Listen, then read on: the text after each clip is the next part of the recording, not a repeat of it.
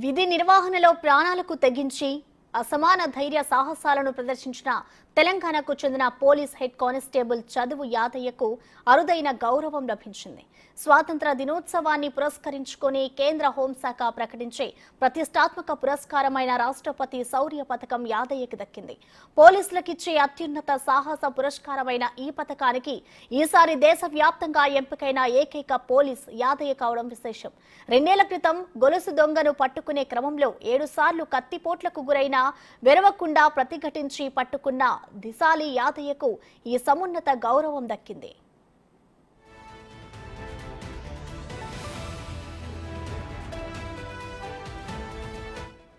రాష్ట్రానికి చెందిన మరో 28 మంది అధికారులు వివిధ పురస్కారాలకు ఎంపికయ్యారు. ఉగ్రవాద, తీవ్రవాద కార్యకలాపాల నియంత్రణ వంటి ఆపరేషన్లలో పాల్గొనే సిఐపిఎఫ్ బలగాలు, వివిధ విభాగాల పోలీసులకు దక్కే రాష్ట్రపతి శౌర్య పథకం ఒక హెడ్ కానిస్టేబుల్ స్థాయి పోలీసుకు లభించడం అరుదు. ఈ సందర్భంగా డీజీపీ జితేందర్ తన కార్యాలయంలో యాదయ్యను సత్కరించారు.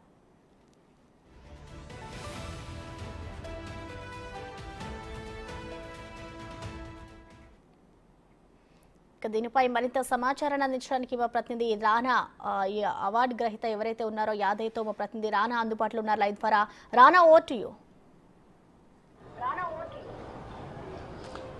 ప్రసన్న, తెలంగాణ రాష్ట్రానికి, తెలంగాణ పోలీస్ శాఖకి అత్యంత మంచి, ఎందుకంటే ఆ పేరు చెప్తుంటే మనకే కూడా చాలా గర్వం అనిపిస్తుంది. ఎందుకంటే పోలీస్ శాఖ ఇవాళ గౌరవంగా ఫీల్ అయ్యే రోజు అని చెప్పొచ్చు. ఎందుకంటే ఒక కానిస్టేబుల్కి అత్యంత గౌరవప్రదమైనటువంటి మెడల్ రావడము, దాన్ని వెనుక ఆయన పడినటువంటి బాధ కానీ ఇవన్నీ కూడా వర్ణనాతీతం అని చెప్పుకోవచ్చు. ఎందుకంటే ఒక పక్క కత్తుపోట్లు పొడుస్తున్నా కూడా దొంగలను పట్టుకొని ఆయన ధైర్య సహాయాలు చూపించినటువంటి తెగువకి మొత్తం యావత్ దేశం కూడా సగర్వంగా ఆయనకి సెల్యూట్ చేసినటువంటి పరిస్థితి కనపడుతుంది. సో ప్రస్తుతం మనతో పాటు యాదవ్ గారు ఉన్నారు.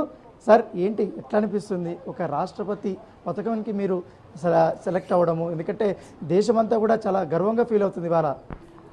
నాకు చెప్పడానికి కూడా లేదు, అంత ఆనందంగా ఉంది. ఎందుకంటే ఒక చిన్న స్థాయి, ఒక సాయుధ బలగాలు పెద్ద పెద్ద వేరే చేసిన వాళ్ళకి ఈ పురస్కారం దక్కుతుంది. అందులో నేను ఒక లాండర్లో ఉండి చిన్న స్థాయిలో ఉండి ఇంత ఘనత దక్కింది అంటే దానికి కారణము ఈ తెలంగాణ ప్రభుత్వం, సీఎం సార్ కావచ్చు, మా డీజీపీ సార్ కావచ్చు, మన సిపి సార్ మాకు ముందు చెప్పిన మా సార్ ముందు సిపి సార్ ఉన్నారు. వీళ్ళంతా డీసీపీలు, మా ఎంటైర్ డిపార్ట్మెంట్ సపోర్ట్ వల్ల నాకు ఇంత పెద్ద అవార్డు రావడము ఇండియాలో ఒక గర్వకారంగా ఫీల్ అయ్యి దీనికి సంతోషానికి అద్దులు లేకుండా పోతుంది. అంటే మొదటిసారి మీకు కాల్ వచ్చినప్పుడు ఏంటి రాష్ట్రపతి పురస్కారానికి మీరు ఎంపిక అయినారు, అప్పుడు ఎలా అనిపించింది? మీ ఫ్యామిలీ మెంబర్స్ కానీ వీళ్ళందరూ ఏమన్నారు అప్పుడు? నేను ఇంకా ఇప్పటికీ ప్రజెంట్ ఫ్యామిలీ మెంబర్ దగ్గరికి వెళ్ళలేను. ఇంకా ఇంకోటి, నాకు డ్యూటీకి నిమిత్తం వెళ్తా ఉన్నా. నిన్న మార్నింగ్ ఆ టైంలో కాల్ చేశారు. కాల్ చేసి డీసీపీ సార్ రమ్మన్నాడు, ఇట్లా వచ్చింది అంటే ఇంకా అసలు నాకు ఇంకా ఏం చేయాలనో అర్థం కాలేదు. ఇంకా ఇక అక్కడి నుంచి సిపి సార్ కూడా కొద్దిగా లేట్ అయిపోయి అక్కడ సార్ కూడా రమ్మని చెప్పారు. అంతకుముందే డీజీపీ సార్ రమ్మన్నారు సార్ అని మా సార్ వాళ్ళు చెప్పారు అన్నట్టు. ఓకే సరే, అక్కడికి పోయి వచ్చినాక అప్పుడు నేను పోయాను. అక్కడ వెళ్ళినాక డీజీపీ సారు, డీసీపీ సార్ వాళ్ళు ఉన్నారు అక్కడ ఉండి, అక్కడ వాళ్ళ మెచ్చుకోవడం, అప్రిషియేట్ చేయడం వల్ల చాలా చాలా చాలా సంతోషంగా ఉంది నాకు. ఎందుకంటే పెద్ద పెద్ద సాయుధ బలగాలు ఉంటాయి, వాళ్లకు ఎల్లకాలము వాళ్ళు ప్రాబ్లమ్స్తో ఫేస్ చేస్తారు, వాళ్లకు దక్కుతాయి ఇలాంటి అధికారాలు. అందులో అంత పెద్ద బలగాలు దానికి వెళ్ళి వచ్చి నాకు రావడం అనేది చాలా చాలా చాలా సంతోషంగా ఉంది నాకు. అంటే ఇప్పుడు కూడా 2022లో జరిగినప్పుడు కానీ ఆ సంఘటన మీకు తలుచుకుంటేనే అసలు ఏమనిపిస్తుంది? అసలు ఎగ్జాక్ట్గా ఆ రోజు ఏమైంది? ఆ రోజు మీకు ఇన్ఫర్మేషన్ ఎలా వచ్చింది? ఎలా వెళ్ళారు ఆ రోజు? 25th జూలై 2022లో చైన్ స్నాచింగ్స్ అయినాయని ఇన్ఫర్మేషన్ వచ్చింది మాకు. అది ఎక్కడ కొండాపూర్ ఒకటి, కూకట్పల్లి ఒకటి, మియాపూర్ ఒకటి, ఆర్సీపురం లిమిట్స్ ఒకటి, ఈ 4 అయినాయని ఇన్ఫర్మేషన్ వస్తే మేము ఆ సీసీ ఫుటేజ్ చూసుకుంటా వాళ్ళతో గస్తీ చేసుకున్నాం అన్నట్టు.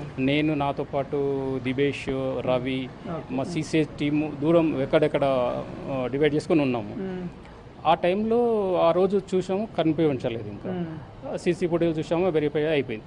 మరుసటి రోజు 26th 7th 22 రోజు మార్నింగ్ డ్యూటీ యథావిధిగా మార్నింగ్ వెళ్ళిపోయినాం, మళ్ళీ చెక్ చేసుకుందాం విజిల్స్ అని. ఆ క్రమంలో మా తోటి కానిస్టేబుల్ ఇంకో కృష్ణ అని బొల్లారం ఎక్స్ రోడ్ నుంచి డ్యూటీకి వస్తున్నాడు. ఓకే ఓకే ఆ వచ్చే క్రమంలో సేమ్ అదే bike, same dress, same features కనబడాయని మాకు ఇంటిమేషన్ ఇచ్చాడు ముందుకు. సేమ్ ఉంటే సరే చూద్దాము అని మేము అట్లా వెయిట్ చేస్తున్నాము. అదే టైంలో మియాపూర్లో మళ్ళీ ఇంకో చైన్ స్నాచింగ్ అయ్యి ఓకే సేమ్ కన్ఫర్మ్ అయిపోయింది ఇంకా నిన్నటి వాళ్ళే అని.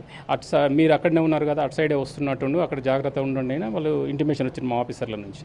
అక్కడ ఉండి నేను, దిబేష్, రవి, మేము ఇద్దరం ఒక బండి పైన ఉన్నాము. దిబేష్, నేను, రవి అనే తను ఇంకో కొంచెం ముందు ఉన్నాడు కొద్దిగా. అట్లా ఉంటే హెచ్ఐజీ లోపలికి వెళ్ళిపోయాడు, బిహెచ్ఎల్ హెచ్ఐజీ లోపలికి అతను. మేము కొద్ది ముందు ఫాలో అయినాం. కొద్ది ముందు పోయినాడు, వాళ్ళు ఏం చేశారు అక్కడ నుంచి తిరిగి మళ్ళీ రిటర్న్ వచ్చేస్తారు. ఈ రిటర్న్ వచ్చే క్రమంలో ఒక దగ్గర చిన్న గేట్ ఉంటుంది, అక్కడ పబ్లిక్ ప్లేస్ అది చిన్న గేట్. అక్కడ వెళ్ళాం అనుకో, అక్కడ క్యాచ్ చేసుకోనికి ఉంటుంది. స్లో అయిపోతారు, పబ్లిక్ వస్తుంటారు, స్లో అవుతారు, పట్టుకోవడానికి క్యాచ్ చేసుకోవడానికి ఉంటుందని వాళ్ళతో పాటు స్లోగా వచ్చేసాం. దగ్గరే వచ్చే వరకు నేను బైక్ డ్రైవింగ్ చేస్తున్నా, నాతో పాటు వెనక దిబేష్ ఉండే. దిగి ముందల అతన్ని డ్రైవర్ని పట్టుకుండు, బండి ఆపేసి పట్టుకుండు అన్నట్టు. పట్టుకున్నప్పుడు నేను అట్లా ఊరుకున్నాను అనుకో, వెనక అతను పారిపోతాడనే క్రమంలో వెనకాల నుంచి నేను బండిపై నుంచి వెనక అతన్ని పట్టుకున్నాను. ఓకే పట్టుకునే క్రమంలో అతని దగ్గర జేబులో కత్తి పెట్టుకొచ్చి మనకు తెలియదు అన్నట్టు. ఆ టైం కొడుతూ ఉన్నాడు కానీ వదిలిపెడితే ఒక అఫెండర్ని వదిలిపెట్టినట్టు అయిపోతుంది. సరే కొట్టని ఏముంటుంది, పట్టుకోవడం కావాలి. కత్తితో కొడుతున్నాడా, కత్తితోటి కొట్టేసాను, స్టాపింగ్ చేస్తున్నాడు, అప్పుడు స్టాపింగ్ చేసేస్తున్నాడు. కానీ నేను వదిలేను అనుకో, మళ్ళీ వెళ్ళిపోతాడు. కొంచెం గట్టిగా పట్టుకున్నాక కొంచెం గట్టిగా ముందుకు వచ్చేసి ముందు కొడితే రిప్స్కి లోపల తాకింది కొద్దిగా. అప్పుడు కొంచెం పెయిన్ ఇదైపోయి, అంటే నా దగ్గర హెల్మెట్ ఉండే, నెత్తికట్లా ఉండే, అట్లా తీసుకుని కొట్టే వరకు ఇంకా కొంచెం పారిపోయింది. ఇంకా అక్కడనే మెయిన్ రోడ్ ఉంటుంది, మెయిన్ రోడ్ నుంచి పారిపోతుంటే ముందు నుంచి రవి ఉన్నాడు కదా అక్కడ. ఈ సంఘటన కనబడదు అతనికి, కొంచెం దూరం ఉంటాడు. ఈ సేమ్ డ్రెస్, ఈ ఫీచర్స్ చూసుకొని అతడు వీడు దొంగనే కదా అని చెప్పి అతడు ఒక సపోర్ట్ తీసుకొని, పబ్లిక్ సపోర్ట్ ఎవరు తీసుకొని అక్కడ క్యాచ్ చేసేసాడు. అబ్బాయి అక్కడనే పట్టుకుంటా అన్నట్టు. అక్కడ పట్టుకుంటే ఇక నేను పట్టుకున్నాము అని చెప్తే వీళ్ళని ఇచ్చేసి అక్కడ నుంచి నేను పరేషియా హాస్పిటల్కు వెళ్ళిపోయినాను నేను ఫస్ట్ ఎయిడ్ నిమిత్తం. ఓకే, అంటే ఎన్నిసార్లు అప్పుడు పొడుస్తూనే ఉన్నాడు, అట్లా అయినా కూడా పొడుస్తున్నా కూడా మీరు గట్టిగా పట్టుకునే ఉన్నారా? పట్టుకునే ఉన్నాను. ఆ అబ్బాయి వెనకాల ఇంకెవరు లేరా? ఇంకా అబ్బాయి ఇంకో అతను ఇంకో అని పట్టుకోండు కదా, ఇంకో అతను పట్టుకోండు. ఈశాన్ కిషన్ అని నేను పట్టుకున్నా, అతను ఇంకో రాహుల్ అని అబ్బాయిని పట్టుకోండు. ఆయన వదిలిపెట్టి ఇక్కడ రాలేడు, నేను ఈయన వదిలిపెడితే మళ్ళీ ఉండం కదా. అంతలోపు అందుకని ఆ పోట్లు పడడం అయింది. ఎక్కువ డీప్గా తాకిన వల్ల నేను వదిలిపెట్టడం జరిగింది. ఆ ముందుకే ఉన్నాడు కదా అతను, రవి అని, ఇతను తీసుకున్న వెంబడే ఇంకా అటు నుంచి ఒక ట్రాలీ ఆటో అతను. ఆ ట్రాలీ అబ్బాయి సార్ కూర్చోండి, హాస్పిటల్కి పోతున్నావు కదా, ఎవరు లేరు నాకు అప్పుడు, పబ్లిక్ ఉన్నారు కానీ సపోర్ట్ చూస్తూ ఉండిపోయారు. అంతలో ఇక సార్ ఆటోలకి అక్కడ హాస్పిటల్కి పోయే వరకు మా ఆఫీసర్లు కూడా ఇక్కడనే వెంటనే ఉన్నారు. అక్కడ నుంచి ఇమ్మీడియట్లీ వచ్చేసారు. వచ్చిన ఒక 10-15 minutes అంతే దాదాపు. డీసీపీ సార్ నరసింహారెడ్డి సార్, మన స్టీఫెన్ రవీంద్ర సార్ డైరెక్ట్ వచ్చేసారు హాస్పిటల్కి వచ్చి. ఎట్లా ఉంది, ఏంది ప్రాబ్లమ్స్ నీకు, ఎట్లా ఏమైనా అవుతుంది అంటే, సార్ కొంచెం ప్రాబ్లం, ఇట్లా శ్వాసది ప్రాబ్లం అవుతుంది సార్ అంటే, సరే ఇమ్మీడియట్లీ మనం ఇక్కడ దీనికి కాదు ఏఐజీ హాస్పిటల్ తీసుకుపోదామని సార్ దగ్గరుండి తీసుకెళ్ళారు. అక్కడ తీసుకెళ్ళి అక్కడ అడ్మిట్ చేసి దగ్గర ఉండి చూయించుకోరు. మంచి ఏమంటారు, హాస్పిటల్ సిబ్బంది కూడా చాలా కోఆపరేట్ చేశాను, చాలా బాగా చూశారు. నాకు 18 days ఉన్నా అందులో, ఆల్మోస్ట్ 18 days ఉన్నా, 3 సర్జరీలు అయ్యాయి. ఇప్పుడు మీరు అంతగా తీవ్రంగా గాయపడ్డారు. మామూలుగా అయితే ఈ చైన్ స్నాచింగ్ చేసే వీళ్ళందరూ కూడా పెద్దగా అట్లాంటి మారణాయుధాలు పెట్టుకోరు. కాకపోతే వీళ్ళ దగ్గర కూడా మారణాయుధాలు తుపాకీలు కూడా దొరికాయన్నారు, అది నిజమేనా? అప్పుడు దొరికాయి ఖచ్చితంగా. కాకపోతే వాళ్ళ దగ్గర ఓన్లీ ఈ కత్తులు పెట్టుకోవడం రావడం జరిగింది.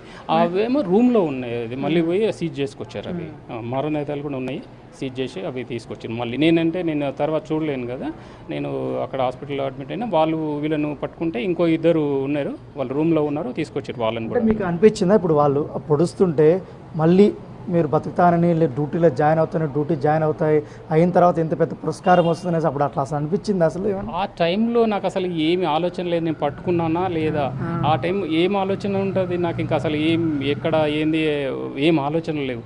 పట్టుకున్న తర్వాత హాస్పిటల్కి పోయినాక ఒక 3 o'clock తీసుకెళ్లారు.